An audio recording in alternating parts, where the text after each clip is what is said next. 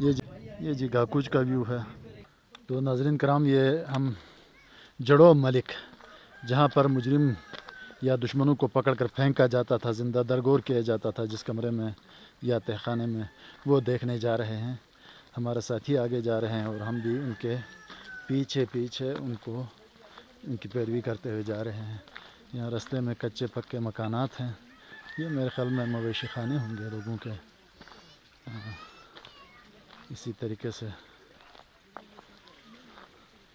اطراف میں جو ہے خوبصورت کھیتوں کے مناظر ہیں.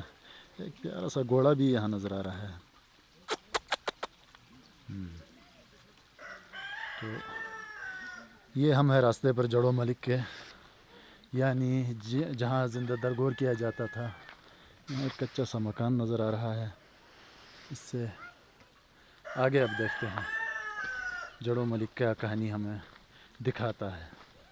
تو یہ ہم چلے جا رہے ہیں جڑو ملک. جو دشمنوں کو درگور کرنے کا راستہ ہے وہ یہ ہے. قلعہ جیسا کہ اوپر ہم آپ کو دکھا چکے. بادشاہ کی رہائیگاہ تو وہاں ہوتی تھی راجا کی, اور جڑو ملک جو ہے اس کی نشاندہی اس ٹیلے کے قریب کی جا رہی ہے. تو آگے چل کر دیکھتے ہیں جڑو ملک کو, اس کے قریب جا کر دیکھتے ہیں. تو ناظرین کرام ہمارے ساتھ جڑے رہیے گا. ہم پہنچ چکے ہیں جڑو ملک کے قریب. ایک تاریخ کا ایک نیا باب ہم آپ کے سامنے رکھ رہے ہیں کہ کیسے اپنے دشمنوں کے ساتھ اس دور میں سلوک کیا جاتا تھا. اس کے ثبوت ہم آپ کو دکھانے جا رہے ہیں راستے پر. اور یہ خاصا دشوار راستہ ہے. استاد کا کیا نام؟ ناصر امان. ناصر امان استاد ہماری رہنمائی کر رہے ہیں. تو اس سفر میں ہمارے لیڈر ہیں, وہ ہمیں بتائیں گے اس کی ہسٹری, تاریخ کیا ہے.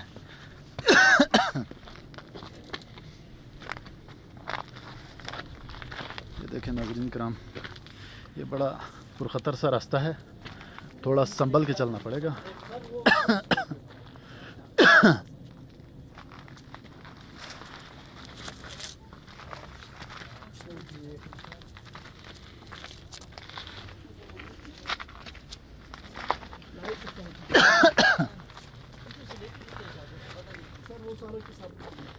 جلوان سے بندہ لڑک جائے تو سمجھ جائیں کہ نیچے گاگوج بازار پہنچ جائے.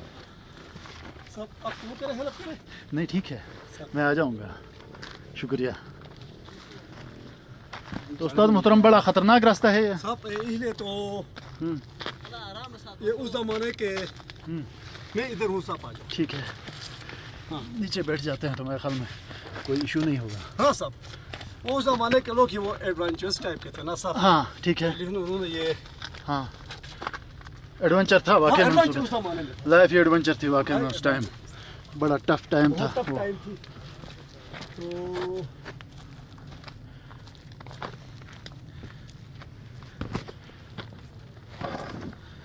تو استاد محترم پھر آ جاؤ صاحب.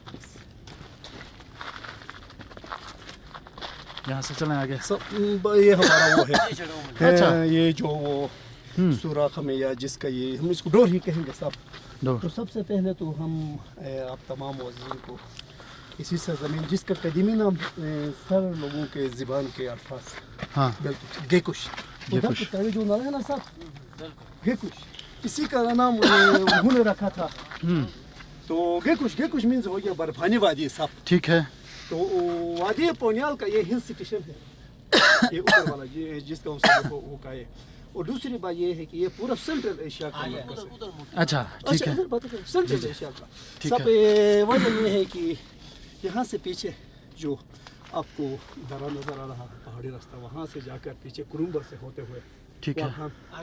ہاں واخان کی کوریڈور وہ اس راستے پر ہے. اگر سینٹرل ایشیا تک جاتے ہیں وہاں سے اسمبر نالے کے ذریعے سر لوگوں کے وہ اسمبر نا سنجی میں پہنچ جاتے ہیں. ادھر سے بیک سائڈ میں جو بڑا پہاڑ نظر آ رہا ہے وہاں سے پیچھے چترال, اور ہمارے ادھر پیچھے دریل تنگیر, کوئی 3 گھنٹے کا راستہ ہے صاحب. پھر اچھا مختصر راستہ ہے. طرف چلے تو گلگت پہنچنے کے لیے سر لوگوں کو پتہ ہے. تو قدیم زمانے میں یہ پونیال کے 12 بڑے وہ تھے سر, یہ فورٹس تھے 12 بڑے. ٹھیک ہے. اس کو کہتے ہیں بائی کوٹ آف پویا. ٹھیک ہے. یہ بیفور یعنی یہ ڈوگرا اور سکھوں کے آنے سے پہلے کی بات ہے, بہت قدیم زمانے میں. ٹھیک ہے. تو ان میں یہ تھے سر جی, یہ جو کانچے کا پل ہے اس اس طرف آ جاؤ تو اوپر یہ جو قدیمی گاؤں ہے یہ گیکوش ہو جو گیا، قلعہ ہم نے دیکھا، ہاں گیکوش برفانی وادی، ٹھیک ہے، ایش آسمان، یہ دونوں بلند اور یہ سب سے مضبوط وہ تھے یہاں یہ تھے، یہ حکمرانی کے مرکز بھی تھے، ٹھیک ہے، جیسے میں نے کہہ دیا یہ اس پورے ویلے کے جو حکمران تھے قدیم زمانے سے، ہاں جی، وہ حکمران یہاں پر رہتے تھے، ٹھیک وہ ہے، آگے پیچھے ان کی موومنٹ ہوتی تھی، ٹھیک ہے، حملہ آور ہوتے تھے اس حساب سے۔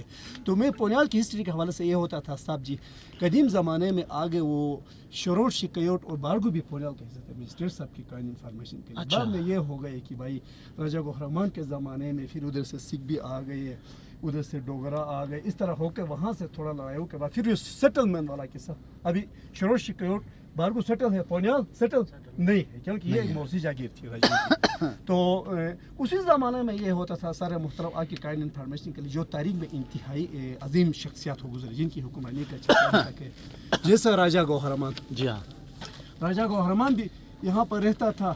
تو کہتے ہیں جب یاسین سے راجہ گوہرمان نے پونیال کی طرف وہ کی پیش قدمی کی سر کی کائنڈ انفارمیشن کے لیے، اس نے وہ یاسین برنڈاس کی پیر شاہ کلان کو ریکویسٹ کیا بھائی آپ آگے ہو جاؤ۔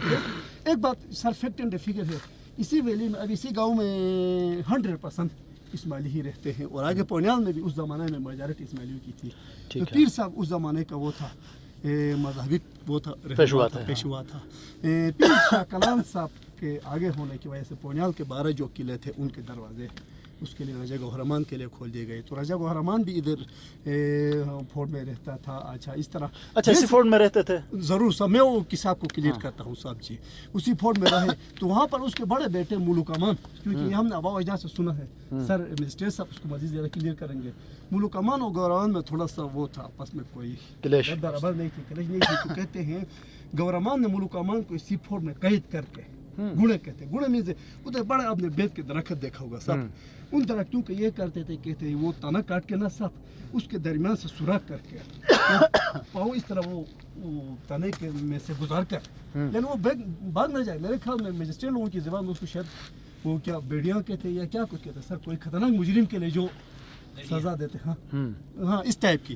تو وہ کہتے ہیں آگے وہ بگروٹ کی اس کے لیے گئے تھے، بگروٹ میں حملہ آور ہونے کے لیے۔ تو راجہ گوہرمان گئے، راجہ گوہرمان نے یہاں سے یہ کہ وہ پونیال کے 12 کلو کے اپنے ساتھ جو لوگ تھے اس زمانے کے، جو ہم جن کو لشکر بولتے تھے یا یہاں پونیال میں سی بولتے ہیں صاحب، وہ لوگ ادھر جا کر دانیور کی جو زیارت گاہ ہے وہاں پر جا کر، کیونکہ ہم نے آبا و اجداد سے سنا ہے، یہ مجھے کتابی پتہ نہیں، ہمارے باپ دادا یہ اس طرح سندار ہے، بلیک اینڈ وائٹ تو ہوتا نہیں تھا، وہ وربلی جو نسل در نسل۔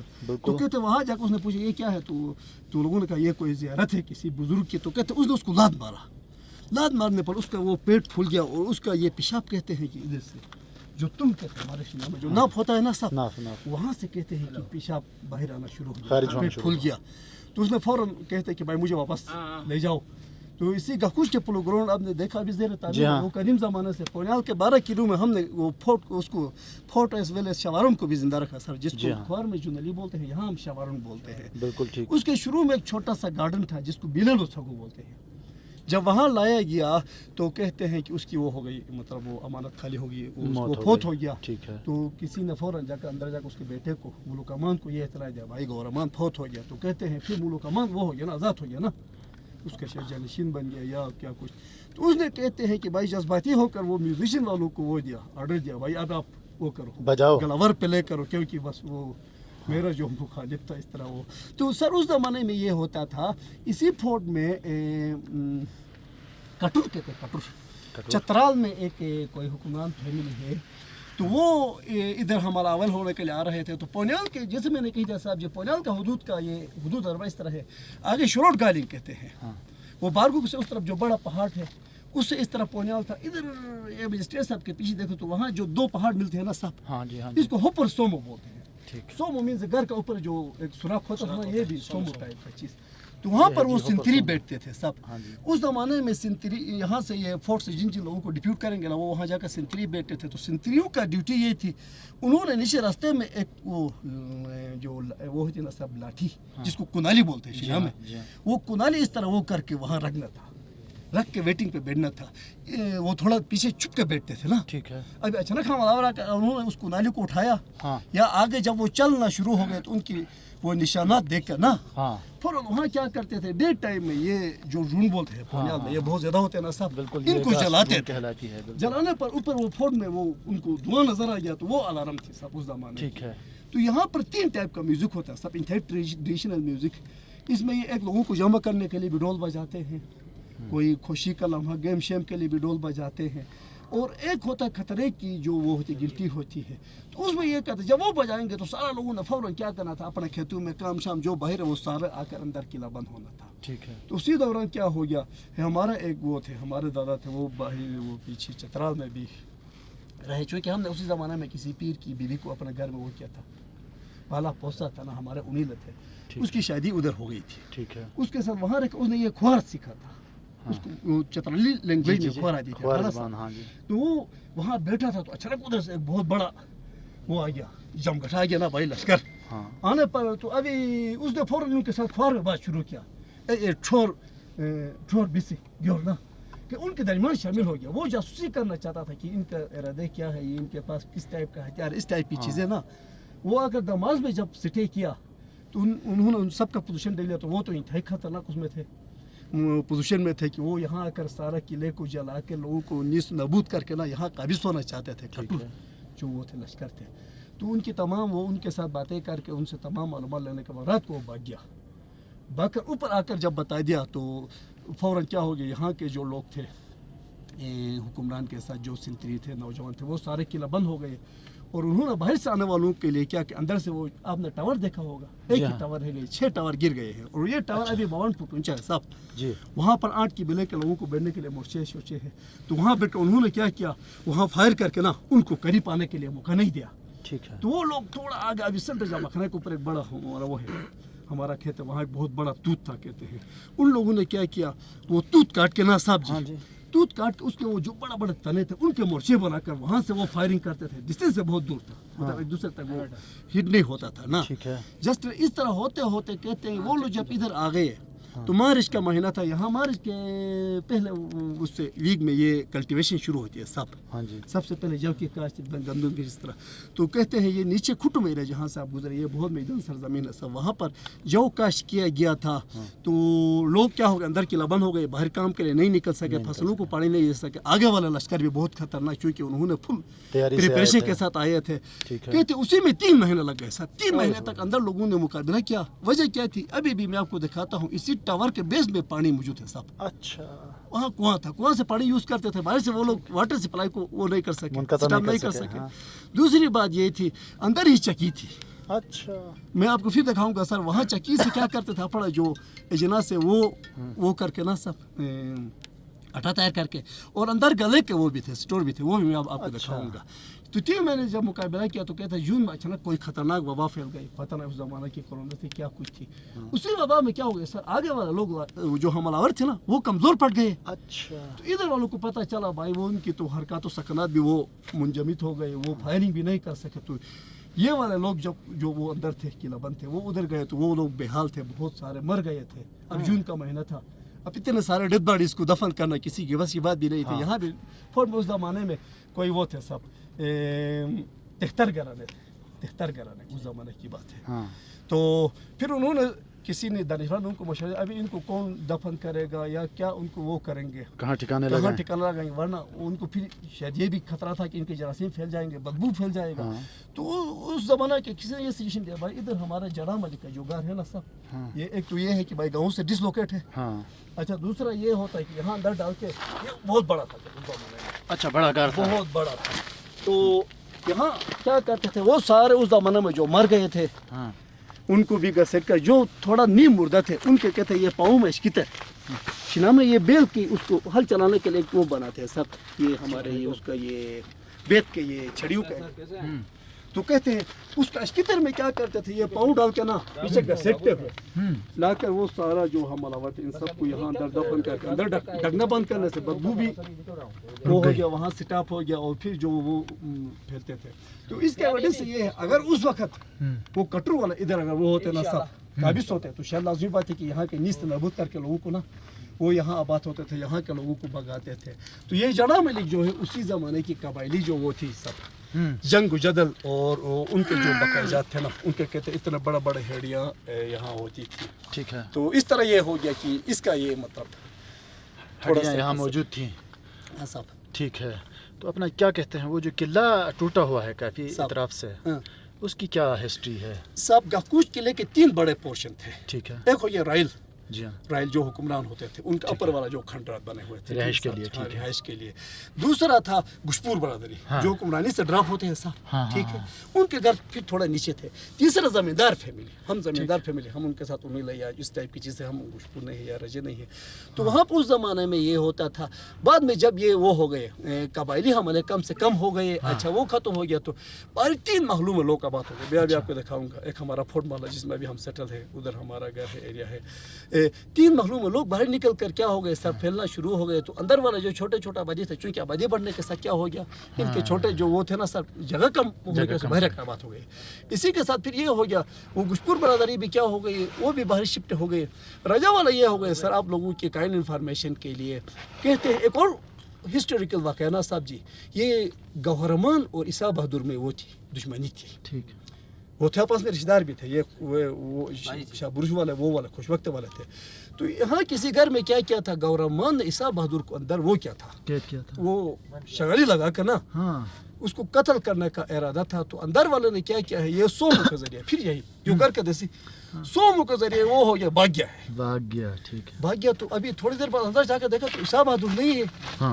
بھائی عیسیٰ بہادر کے کہتے ہیں وہ والے وہ ننیال آگے دریل کے تھے, یا اس کی وجہ وہاں کی تھی. بہرحال وہ آدمی یہ نغلوں کے ذریعے بھاگ گیا. ادھر راجا گوہرمان نے اعلان کیا, بھائی ابھی جو آدمی اگر عیسیٰ بہادر کو پکڑے گا تو میں پوری پونیال کی جاگیر اس کو الاٹ کرتا ہوں, عنایت کروں گا. ٹھیک ہے, تو لوگ سارے پھیل گئے نا. ابھی انعام اس زمانے میں اس کے پاس وہ تھا بھائی تقدر حکمران تھا, اس کے پاس یہ الاٹمنٹ اتھارٹی تھی.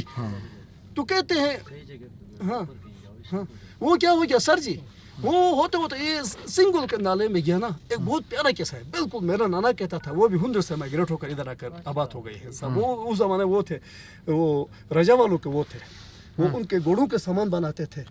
اچھا ان کے لیے وہ حملے پہ جانے سے پہلے نا, اچھا اس کے علاوہ ان کے وہ جوتے تھے نا کوئرے جس کو بولتے ہیں, یہ بارہ سنگے کے کوئرے بناتے ہیں, ان کے پاس بھی بہت بڑی جاگیر ہے. تو باہر کے وہ یہ قصہ سناتا تھا, وہاں گیا تو کسی گجر نے دیکھ لیا ہے. تو وہ عیسیٰ بہادر اس طرح ایک تمبل میں لپٹ کر آ رہا ہے. تو گجر نے سمجھ لیا ہے بھائی یہ تو اب میں اس کو پھنساؤں گا. تو اس نے کیا کہا, اب تو ہمارے وہ بہت مہمان ہیں, معزز شخصیت ہے, لہٰذا میں آپ کے لیے ماری کرتا ہوں. پونیال میں ماری کہتے ہیں بھائی کوئی بڑا مال زندہ مال موشی کو اس کے سامنے ذبح کر کے پورے پکا کے پیش کرنا نا صاحب جی, دعوت دینا. بھائی آپ کھاؤ پیو. اس کا مقصد یہ تھا کہ بھائی کسی طریقے سے یہ یہاں سٹاپ ہو جائے, پیچھے سے وہ اس کے جو فوج آ کر اس کو رستے کریں گے تو مجھے بھی کچھ انعام شنام ملے گا لالچ میں آ کر. اور اس نے کیا کمال کیا صاحب, اس زمانے کے لکڑی کے برتن ہوتے تھے جس کو بلوشٹو بولتے ہیں. بلوشٹو کے اندر اس نے وہ کیا ہے, وہ گول ڈال کے اس کا وہ دم دے کر نا, اس کا بری جس کو بولتے ہیں, جو وہ ہوتا ہے نا صاحب, ابال آتا ہے نا, جوش کو اس نے یہ کیا کہ بھائی وہ کیا ہے, وہ باندھا ہے. وہ بہت وہ تھا نا جانور ٹائپ کا تھا, میٹھا. تو ادھر عیسیٰ بہادر نے انتظار کیا بھائی اندر دیکھتے تو نیچے آگ لگاتے ہیں بھائی, وہ گوشت میں بالکل پتہ ہی نہیں چلا.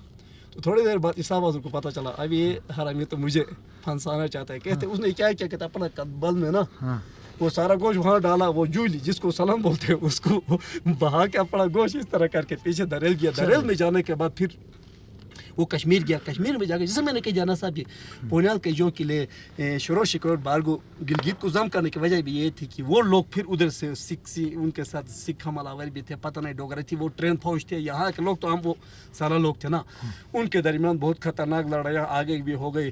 تو لیکن وہ تھی پونیال کی حدود میں جو جنگ لڑی گئی وہ آگے بیرچی کے جو ایک سکول ہے نا اس کے اس طرف والا جو داس ہے, وہاں پر کہتے ہیں گوہرمان اور سکھوں کے درمیان جو فیصلہ کن. اچھا, اس میں انہوں نے ایک دوسرے کو میرے خیال میں نقصان دینے کے بجائے نا آپس میں ایگری کر کے یہ کہا کہ بھائی یہ بیرچ سے آگے والا آپ کا علاقہ ہوگا, پتہ نہیں آگے یا سنگھ یا مختوچی تک جو کچھ بھی ہے اس طرح والا سکھوں کے زیر نگرانی آئے گا کہہ کر شاید گلگت میں انہوں نے وہ سکھوں کی حکومت قائم کر دی. تو اسی میں یہ ہو گیا, کہتے ہیں اسی وقت یہ پونیال जो थी ईसा बहादुर को जागीर के तौर पर मिली, और आगे जागीर बसीन भी वो पता नहीं यासीन के किसी रजों को मिली, जो कुछ जैसे वो हल्का सा किसा मुझे पता नहीं।